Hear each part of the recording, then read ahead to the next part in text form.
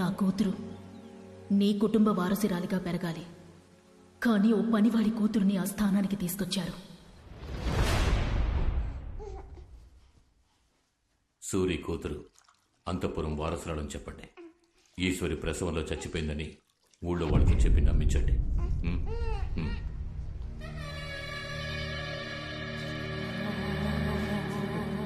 తన కాళ్ళకి మట్టి అంటుకుంటేనే నేను చూడలేను. మహారాణిలా చూసుకున్నాను. నా చేతులతో మట్టి ఎలా? తనతో పాటు నన్ను పూర్తి చేయండి రా. మీకు పుట్టిన పసిగుడ్డు యువరాణి. తన కోసమైనా మీరు ధైర్యంగా ఉండాలి. ఆ పిల్ల గురించి మాట్లాడకండి. దానివల్లే నా ఈశ్వరి నాకు దూరం అయిపోయింది. ఈశ్వరి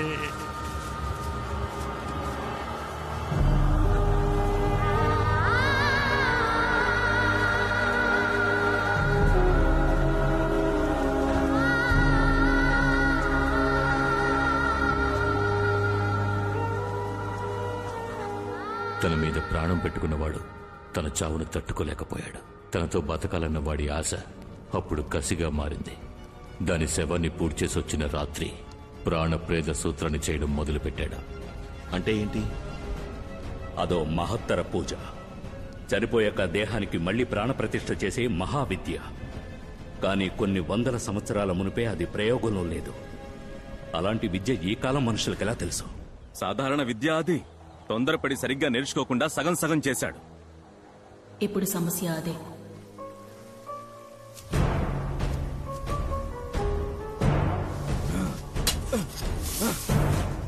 నాలుగు రోజులు రాత్రింబవళ్లు నిర్విఘ్నంగా పూజ చేశారు.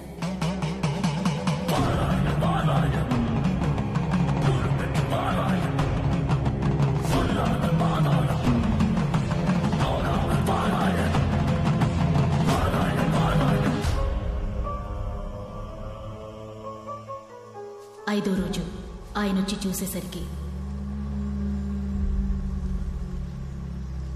ఈశ్వరి, ఈశ్వరి,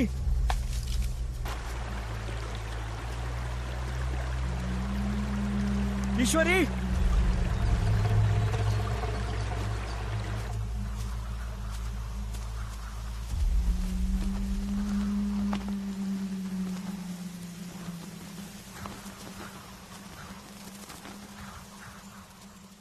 ఈశ్వరి,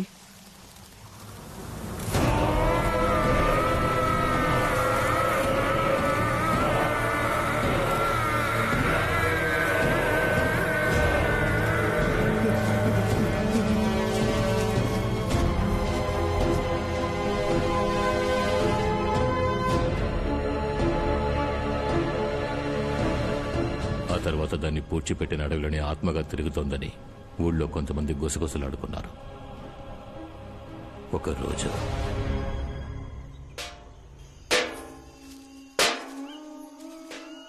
పెందలాడే బయలుదేరమంటే మాట విన్నావు? అడవిలో వెళ్తున్నావు అన్న భయం కన్నా ఈ చప్పుడుకే ఎక్కువ భయం వేస్తుంది. ఇలా శబ్దం చేస్తూ రావడం వల్లే అడవి మృగాలు భయపడి పారిపోతున్నాయి. ఈ అడవిలో రాణి దెయ్యంగా తిరుగుతుందని అందరూ అంటున్నారు విశాలమ్మ. అడ్డమైన వాగుళ్ళు విని నువ్వు వాక్కు. నోరు మూసుకుని రా. అయ్యో, నేను చెప్పేదంతా నిజమే. అకాల మరణం, తలకి దెబ్బ తగిలి చనిపోయారంట. జమీందారే చంపేశారట.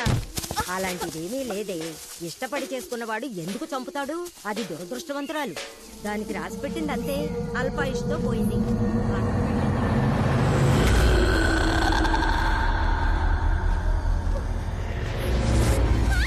నా దగ్గర నోరు పారేసుకున్నట్టు అంతఃపురం గురించి ఇంకెవరి దగ్గర తప్పుగా మాట్లాడుకు. వస్తే విజయ, విజయ, వసే విజయ, ఎక్కడికి పోయి చచ్చావే? వసే విజయ, విజయ, విజయ, విజయ, విజయ, విజయ,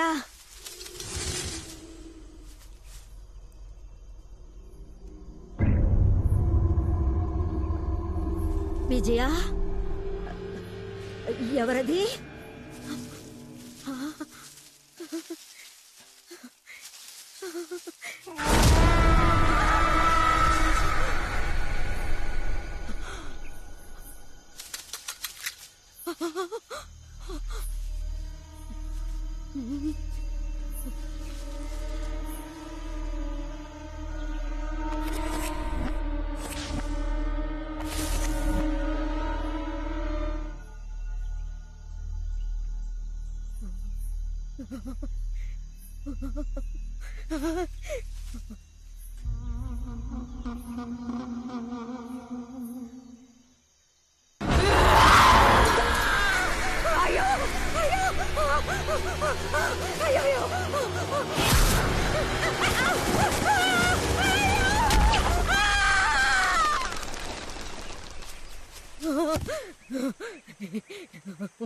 నీరాకతో నా జన్మమే పుణ్యమే చిరుచిలుక ఊహించని ఆనందమే ఇవన్నీ కలుగునే మొలక.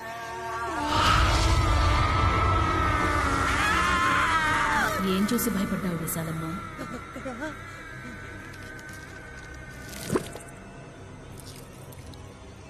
దీని సంగతి ఏం లేదు. వచ్చిన బిడ్డని చూడు, ఎంత అందంగా ఉందో. రా, వచ్చి చూడు విశాలమ్మ. నా కూతుర్ని చూడు, అచ్చం నాలాగే ఉంది కదా. అబ్బ చూడు.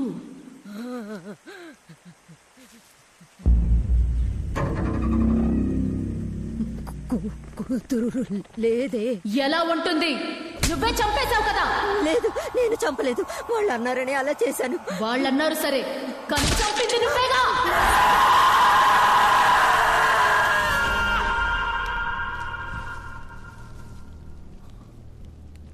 ఈశ్వరి ఆత్మే ఆ మంత్రసారిని చంపేసిందని అందరూ అనుకున్నారు.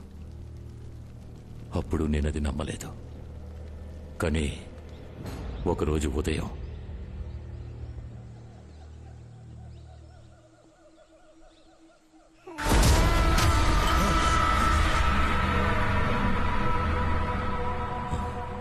నేనే దాన్ని నా కళ్ళారా చూశాను. అంతఃపురం వరకు వచ్చిన దానికి నా ప్రాణాలు తీయడానికి ఎంతోసేపు పట్టదని భయపడి స్వామీజీతో విషయం చెప్పాను.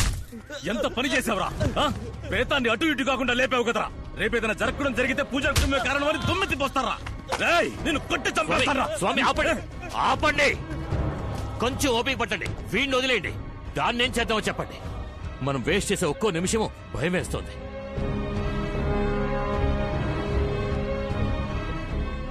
అది మన వశం కావాలంటే దాన్ని ఇక్కడికి రప్పించాలి. అందుకు ఒకే ఒక్క దారి. నేను తను కలవడానికి వేరే దారి కనిపించలేదు. ఏదో కోపంలో కొట్టాను నాన్న. నువ్వు తనని ఎంతగా ఇష్టపడుతున్నావో నేను అర్థం చేసుకోగలను. జమీందారు గారికి సంబంధించి తను చనిపోయింది. తను తిరిగొచ్చి నీతో కలిస్తే ఎవరాపుతారు? నీ ఇష్ట ప్రకారం ఎక్కడికైనా వెళ్లి జీవించు. కానీ ఇప్పుడు తను మనిషిగాను కాకుండా శవంగాను కాకుండా ఉగ్రంగా తిరుగుతోంది. అందుకే పద్ధతి ప్రకారం ప్రాణప్రతిష్ఠ చేస్తేనే నువ్వు అనుకున్నట్టుగా సంతోషంగా జీవించగలవు. నువ్వు చెప్పేది నిజం. నువ్వు భయమేసి మధ్యలో వదిలేశావు. నిన్నే వెతుకుతూ అడవుల ముడ తిరుగుతోంది. నువ్వు పిలిస్తేనే వస్తుంది.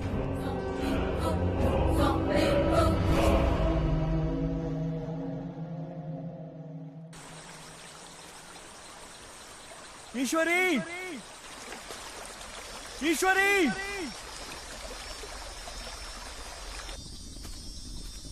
ఈశ్వరి, ఈశ్వరి.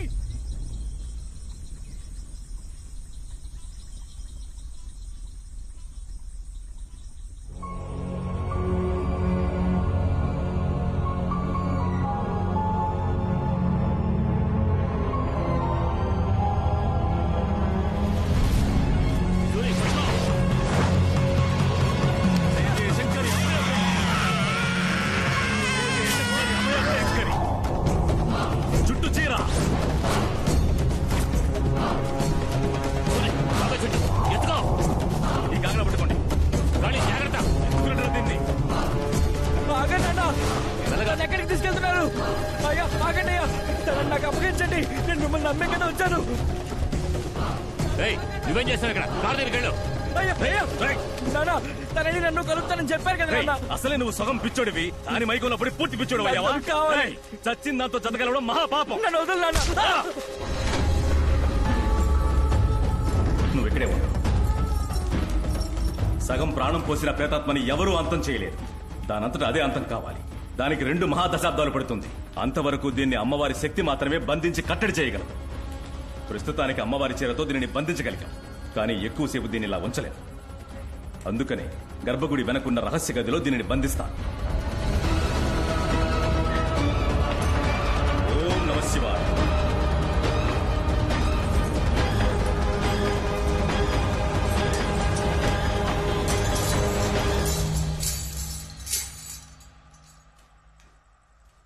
ఏమండి నన్ను వదిలేయండి.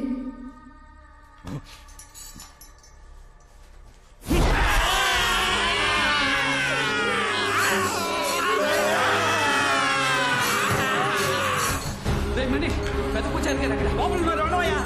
అయ్యా అయ్యా అయ్యా, మీరు దయడం వల్ల మీ అబ్బాయి కొమ్మ పుచ్చుకుని చచ్చిపోయాడు. ఏమంటున్నారా?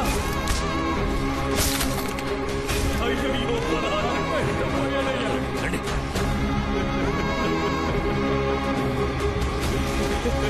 పెంచుకున్న నా చేతులు నేను చంపుకున్నాను కదరా. నేనేం పాపం చేశాను, ఏం పాపం చేశాను? ఆ దేవుడి సన్నిధిలో నేను చేసిన పాపానికి నా చేత్తోనే నా బిడ్డ ప్రాణాలను తీసేలా చేశాడు. మీ కొడుకు చావుకి కారణం మీరు కాదు, ఆయన్ని చంపింది జమీందారు.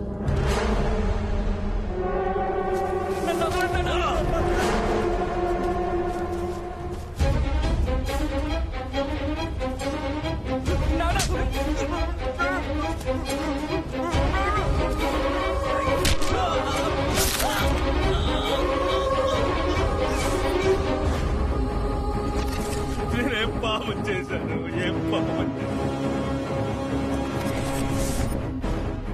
నమ్మక ద్రోహం చేశారు కదా, వాళ్ళని వదిలిపెట్టను. ఆగండి. మీ కొడుకుని చంపినందుకు వాళ్ళని చంపి పగ తీర్చుకోవచ్చు, కానీ ఇన్నేళ్లుగా ఆ అంతఃపురంలో ఓ ఆత్మలా తిరుగుతోందే నా కూతురు. తనకేం పరిహారం చేస్తారు? తను జీవించాల్సిన జీవితాన్ని ఓ పనివాడి కూతురు జీవిస్తోంది. అది నా బిడ్డకి దక్కాలి. అందుకు ఆ అమ్మాయి శరీరంలో మీరు నా కూతురు ఆత్మని ప్రవేశపెట్టాలి. నన్ను రాణిలా చూసుకుంటానన్న మాటని వాడు నెరవేర్చలేదు, కానీ నా బిడ్డ రాణిలా జీవించేట్టు చెయ్యాలి. అందుకు మీ సాయం కావాలి. నేనేం చేయాలి? మీ కొడుకు ఆత్మని మీరు లేపాలి.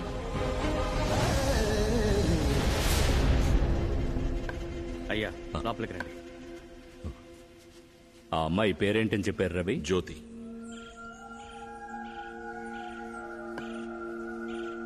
జ్యోతి ప్రాణాలకు ప్రమాదం. స్వామీజీ ఏమంటున్నారు? ఈ రోజు సూర్యాస్తమయంలోగా ఈశ్వర ఆత్మను అంతం చేయలేదంటే తను జ్యోతిని చంపేస్తుంది. ఈ రోజులోగానా? అవును, ఈ రోజు మహాదీపం. సరిగ్గా 22 మునుపు ఇదే రోజున తనని చంపేశారు.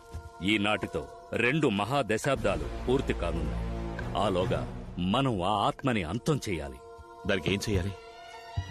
ఈ రోజు సూర్యుడు అస్తమయం కాబోయే సమయంలో అక్కడ దీపం వెలిగిస్తాం. పంచభూతాలలో మధ్యభూతమైన ఈ దీపశక్తే ఆ దుష్ట శక్తిని అంతం చేయగలదు. సరిగ్గా ఆ సమయానికి ఈశ్వర ఆత్మని ఇక్కడికి రప్పించాలి. అది వీలుపడుతుందా స్వామీజీ? అందుకొక దారుంది.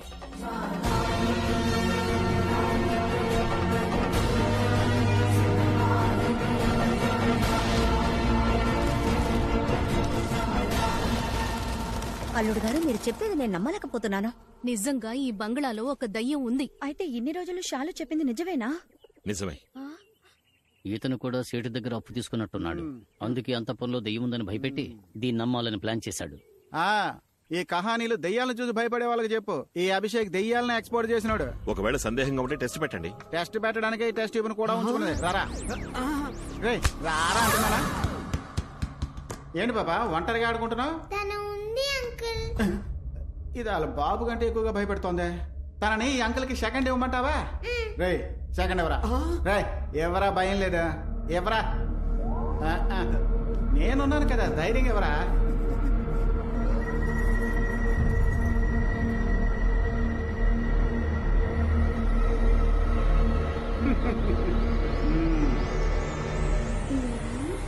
రైట్, మేనర్స్ లేదు. హలో అంటూ చెయ్యవరా? హలో ఏంటి బాస్, చెయ్యి మాత్రమే వచ్చింది. దానికి నీ మీద ప్రేమ పొంగింది అనుకుంటా. ఎముకలు కూడా దయ్యం మంచి కాంబినేషన్. ఎక్కడ సెట్? దెయ్యం మేడం, నేను చూడడానికి పెద్ద మనిషిలా కనబడతాను. గుడులో చంటి పిల్లాండి, దయచేసి నన్ను వదిలేయండి ప్లీజ్. దీనికి అయ్యో, చెయ్యమంటే చెయ్యి మాత్రమే ఇచ్చింది. తల కాళ్ళు ఒళ్ళు ఎక్కడ దాచిందో తెలియట్లేదే.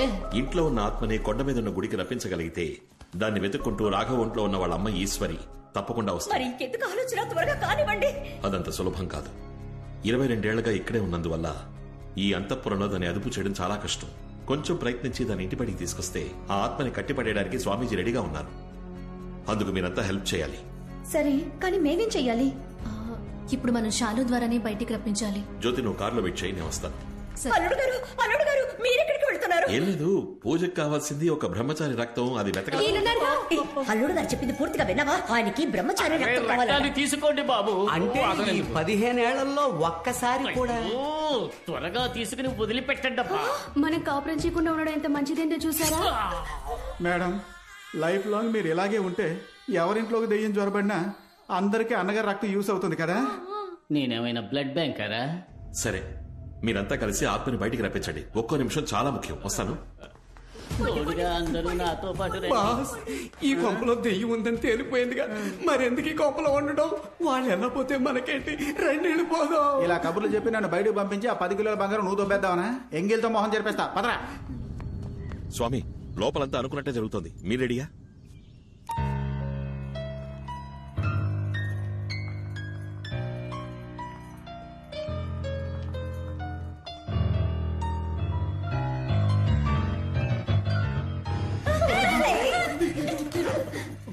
పియానో వాయించడం తెలిసిన పిల్ల దయ్యం మనల్ని పాడే సంపొద్ది. శాలు బంగారం, మాకు బోర్ కొడుతుందమ్మా. అందరూ కలిసి ఆడుకుందామా? ఒకసారి నీ ఫ్రెండ్ని అడగవా? ఓకే అండి. అమ్మా, నీ కూతుర్ని కొంచెం నార్మల్ గా మాట్లాడమని చెప్ప. బాగా భయం వేస్తుంది. ఏ మాట ఆడుకుందామేంటి? అందరం రమ్మి ఆడదామా? డిక్కు కొడితే డిక్కిని కరుస్తుంది. నీకు అది కూడా లేదు. రింగా రింగా రోజెస్ ఆడుకుందామా? కరెక్ట్. చెయ్యి పట్టుకుని రౌండ్ తిరుగుతూ బయటకు పోవచ్చు. సూపర్. పదండి అయితే వెళ్ళి ఆడుకుందాం. రండి. నేను ఇక్కడ ఉన్నాను. అయ్యో రండి.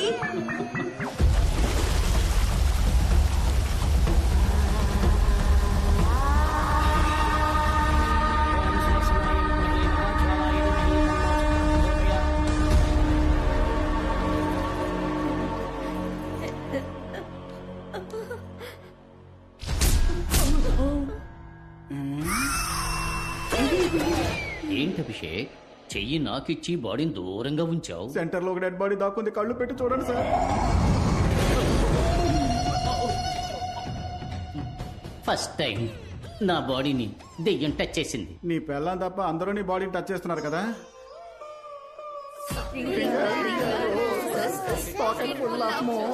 అది మోసెస్ కాదు, పోసెస్. పిచ్చిదానా, కరెక్ట్ గా పాడితే దెయ్యం వదిలిపెడుతుందా ఏంటి? నోరు మూసుకొని పాడు. చిన్నతనంలో ఆడుకోవలసిన ఆటని కన్నితనంలో ఆడుకుంటుంది.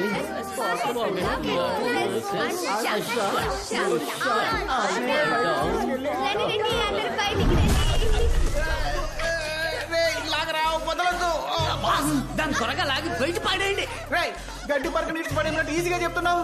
ఏమండి, ఒక లాగు లాగండి, అది వచ్చేస్తుంది. ఆలోగా నాకు వచ్చేసేలా ఉంది. ఒసేయ్, ఒట్టి చేత ఏంటి పిల్ల చేతులు ఆడవేయాలని చూస్తున్నాను, లేదంటే చెయ్యేసి చీవలు కాస్తాను. నువ్వెప్పుడు ఇంత వెయిట్ అయ్యావు? బాస్, మీదకి దెయ్యం పడుకుని పోయింది అనుకుంటా. అయ్యో, పడుకున్నది దెయ్యం కదరా నేను. ఇలాగే ఇంకాసేపు మీదే ఉంటే ఈడు మోహన్ నా వీపుకు టాటూలు అంటుకుపోద్ది. లేమ్మా.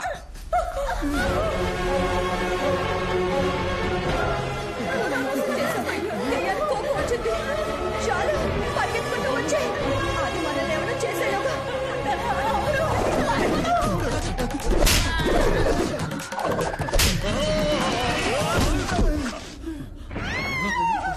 ఏదో ములగ చెట్టుని పీక అవతల పారేసింది. అది ములగ చెట్టు కదబ్బా, మర్రి చెట్టు. మా వదిన. ఏంటమ్మా డబుల్ సౌండ్ వినిపిస్తుంది? ఇప్పటిదాకా ఒంటి చేతితో కొట్టింది, ఇప్పుడు 2 చేతులతో కొడుతుందేమో. అందరూ వచ్చేసారు. ఏడి మీ వాడు కనపడడం లేదు. అస్సలు సౌండే లేకుండా ఉంది. ఆయన కొట్టక్కర్లేదు, ఊది పారేసి ఉంటుంది, అందుకే సౌండ్ వినబడలా. అదిగా చుంచెలుక 65 వస్తుంది. ఏదో బయటికే నేను మనిషిలాగున్నా, లోపల బాడీ పార్ట్లన్నీ తారుమారైపోయాయి. ఎందుకు ఇలా అందరినీ ఒకే చోట కూర్చోబెట్టింది? ఎవరు సోఫా తోస్తున్నారు? దాని దెయ్యం పని ఏంటి? ఏం ఆడదామని దాన్ని మోసం చేసాము, ఇప్పుడు అది మనతో ఆడుకుంటుంది. ఏంటి అడ్డ దిట్టంగా పోతుంది? మన అంతఃపురానికి మనల్ని టూరిస్టులు చేసి పని మనిషి దయ్యం అనుకుంటా. సోఫాని జరిపేసి నేలకి మోపేస్తుంది. మరీ నోటి తోలు కాకపోతే ఎందుకు దెయ్యాన్ని తిట్టావు? అది కోపంలో ఏం చేస్తుందో దానికే తెలియదు. మగాడు ఏడవకూడదు సార్. బ్రహ్మచారి గారే పోతున్నందుకు నాకు చాలా బాధగా సరే ఓ ఉంది. పని చేయండి, మీరు 10 నిమిషాలు దెయ్యాన్ని పర్మిషన్ అడిగితే వెళ్ళి ఫస్ట్ నైట్ పూర్తి చేసుకు రావచ్చు. ఒప్పుకుంటుందా? బాస్ ఓ పని చేయండి, దొంగిలించిన దాంట్లో 20% ఇస్తానని మీరు ఆ దెయ్యంతో బేరం మాట్లాడండి. అది మనల్ని మాత్రమే వదిలేస్తుంది. దెయ్యం మేడం నాకు దొరికే 10 కిలోలో నీకు 20% ఇస్తాను, నన్ను వదిలే. అయ్యో మీ డీల్ నచ్చలేదనుకుంటా. పోనీ 30% ఇస్తాను. ఓకే, నీకు వద్దు నాకు వద్దు, ఇతర 50-50 తీసుకుందాం. దేన్ని పంచుతున్నావురా? మీకెవరికి తెలియని ఒక నిజం చెప్తాను, నా బ్యాగ్ ఒకటి ఇక్కడ ఇరుక్కుపోయింది. ఏంటి బాబు అది? 10 కిలోల బంగారం. అది ఇక్కడికి ఎలా వచ్చింది? 4 రోజుల ముందు నగల బ్యాగ్ లో పెట్టి ఇక్కడ తీసుకొచ్చి పారేసా. ఏ లూసు, దాంట్లో బంగారం లేదురా, దోశ పిండే ఉంది. నేనే దోశలు వేసుకుని తిన్నాను. దోశ పిండ? 10 కిలోల దోశ పిండి కోసం ఆ దెయ్యం పిచ్చ కొట్టుడు కొట్టిన తట్టుకున్నాను. అయ్యో, దెయ్యం గేమ్ ఇంకా పూర్తి కాలేదనుకుంటా. ఈ ఇంట్లో బంగారం లేదని తెలిసాక ఇంకా ఎందుకు ఇంట్లో ఉండడం? తాడో పేడో దెయ్యంతో తెచ్చుకుంటా. తప్పుగా కరెక్ట్, ఏదో ఒకటి తీసుకుపోవాలిగా. ఇది ఉందిగా.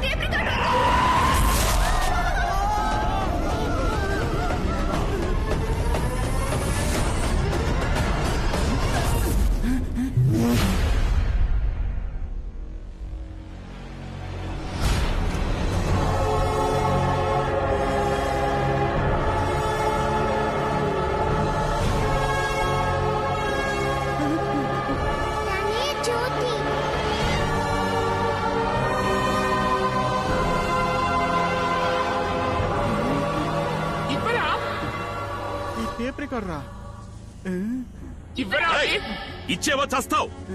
వామ్మో, నువ్వు దెయ్యం కంటే ఎక్కువగా భయపెడుతున్నావు. ఒక మంచి పని చేశావు. దాన్ని బయటికి రప్పించడానికి ఇదొక్కటే దారి. ఆ టేప్ రికార్డర్ లో వాళ్ళ అమ్మ వాయిస్ ఉంది, ఇటు. ఏం బాస్, ఈ డబ్బా నుంచి పాటే బయటికి రాదు, మరి దెయ్యాన్ని ఎలా బయటికి రప్పిస్తావు? ఒక డబ్బా సెట్ కోసం ఎందుకు మా ప్రాణాలు తెస్తావు? దానికి ఏం కావాలంటే అది ఇచ్చి చావరా. రేయ్, మనందరి ప్రాణాలు నీ చేతిలోనే ఉన్నాయి, అది ఇవ్వు. ఇలా మనిషికో మాట మాట్లాడకండి. సాబూత్రి వేస్తాను, అందులో ఎవరు గెలుస్తారో వాళ్ళకి ఇచ్చేస్తాను, సరేనా? ఓకేనా అమ్మా?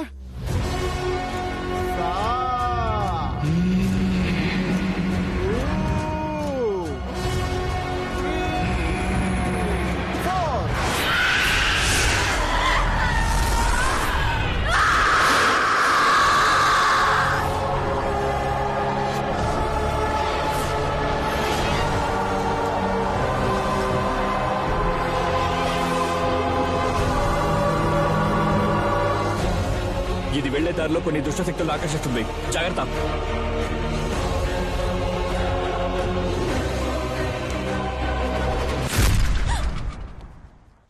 ఏమైంది?